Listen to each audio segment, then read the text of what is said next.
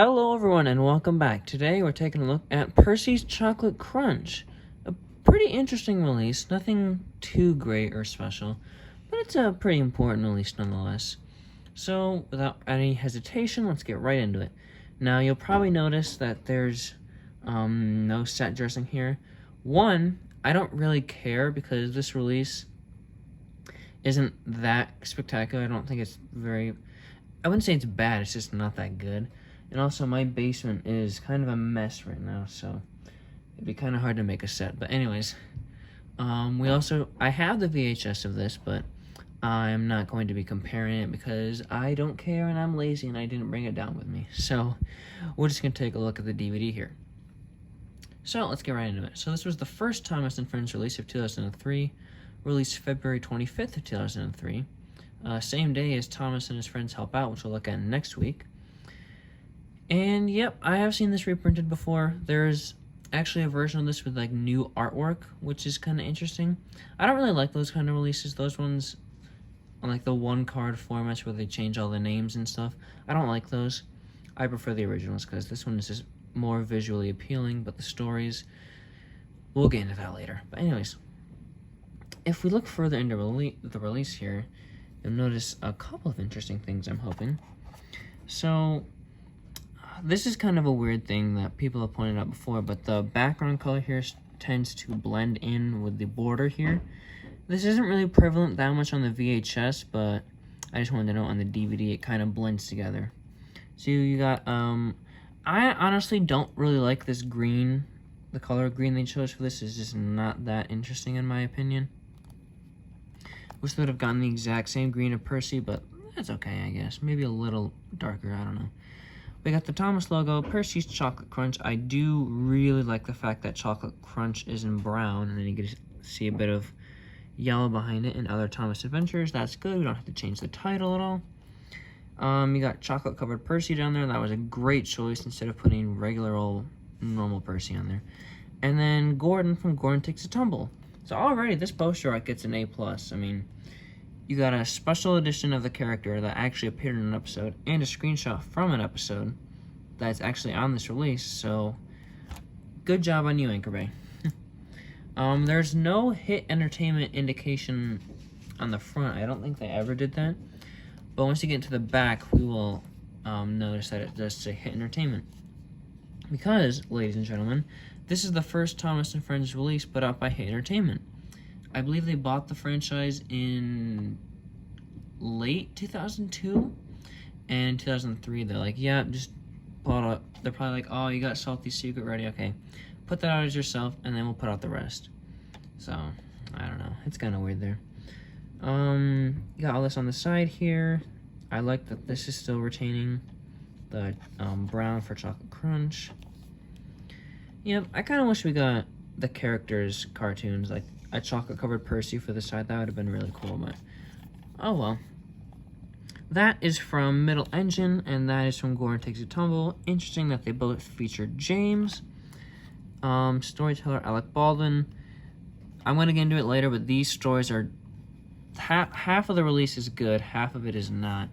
But it all gets dragged down thanks to Alec Baldwin because his narration is just awful. It's just terrible. This is some of the worst narration for the entire show. There's your description. Here's our little features tab.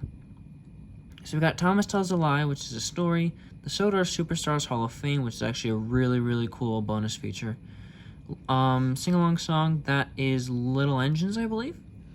You get 2 games, Percy's Puzzle and Sodor's Special Spelling Game, website font, and an 8-page commemorative booklet.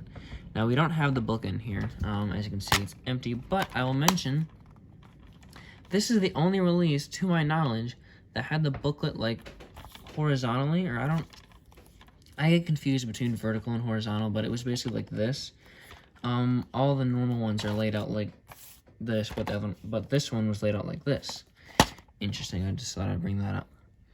Here are our stories. We got Percy's Chocolate Crunch, probably one of the most iconic Thomas episodes. Thomas, Percy, and the Squeak, Gordon Takes a Tumble, Buffer Bother, Middle Engine, and Faulty Whistle. Half of these are good. I really like Percy's Chocolate Crunch and Gordon Takes a Tumble. I'm actually doing a remake of that episode. for my Turbo 711 channel, so you can go check that out.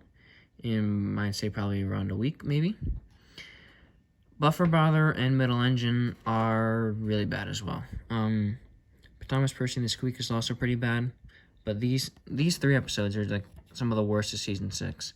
And then Faulty Whistles is okay. It's basically just Mike's whistle, but in model form. But Mike's whistle in Season 20 is way, way, way better than that one, in my opinion. Yeah, there's the Hit Entertainment logo right down there. So you can tell that this is an older release because that was the... I don't know if that was the first version of the logo, but it's the earliest one on home media that I know of. So yeah, it's kind of like inverted. You know how last week we had the Christmas colors with Spills and Chills? Where this was green, this was red. It's kind of flipped now. Excuse me. So that's cool there. Yep. And then we go inside here. Oh, my dog is going crazy, excuse me. The disc is basically the same as the artwork there. You can actually see a bit more of Gordon. Sorry, I voice crack. I'm going to probably voice crack a lot in these episodes. I do apologize. But Gordon is basically, you can actually see a bit more of the picture there.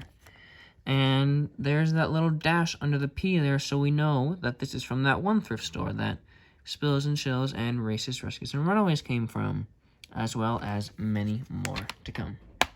And this thing's actually special because it doesn't close the whole way. It doesn't close on the top. It just closes on the bottom, so that's fun there. I'm not going to do any cuts this time because I want this to be all one take. I'm looking at the recording right now, and it's actually going to clock in at about 10 minutes long. We actually flew through this release. So I'm not going to, like, take out stories and put in stories. I don't know when I'm going to start doing that again. But I really just don't like Season 6. I think Season 6 is the worst model, or not the worst model season, the worst classic season. Season 7 is bad too, but I think it's better than this. But yeah, the look of it, and especially the narration, is just not good. So we're just going to put all these in order. So we got Percy's Chocolate Crunch is the first one. I don't remember exactly the ordering of the actual episodes, like where that one goes into place. I think it might be towards the middle, maybe down lower. But if it is, I don't care. It's going to be the first episode because I like the name Percy's Chocolate Crunch. So it's got to be the first story. Then we got Middle Engine. I'm going to get that one out of the way because that one's just awful. We got Gordon Takes a Tumble, then Buffer Brother. Fun fact, as a kid, I always read that as Buffer Brother because it's about Bill and Ben and their brothers. I don't know, that episode is just not good. I got Thomas, Percy, and the Squeak, and Faulty Whistle. I don't know if it's Whistle or Whistle. What does it say on the back? Whistle, okay. Well, it is just Duncan's whistle. But I guess Peter Sam's whistle is kind of messed up too, but yeah. And then the song on here is Little Engine. I guess we can keep that the same as well. So, yep, that's really all going to be it for this episode. It's probably one of the shorter ones, but you know what? That is okay. But yeah, this release isn't that bad. I mean, it's just not as impressive as the other releases. What's next week? Oh yeah, Friends Help Out. That one's a bit weird. We're gonna get some weird releases for a while until we get to like Best of Gordon and stuff like that, which is actually good. I'm gonna be in a bit of a weird position now because we won't get classic releases for a while actually. I don't think we'll get another like classic series like season 1 only release until James Learns a Lesson. We also get the early years and stuff, but that's all for months down the line, I think.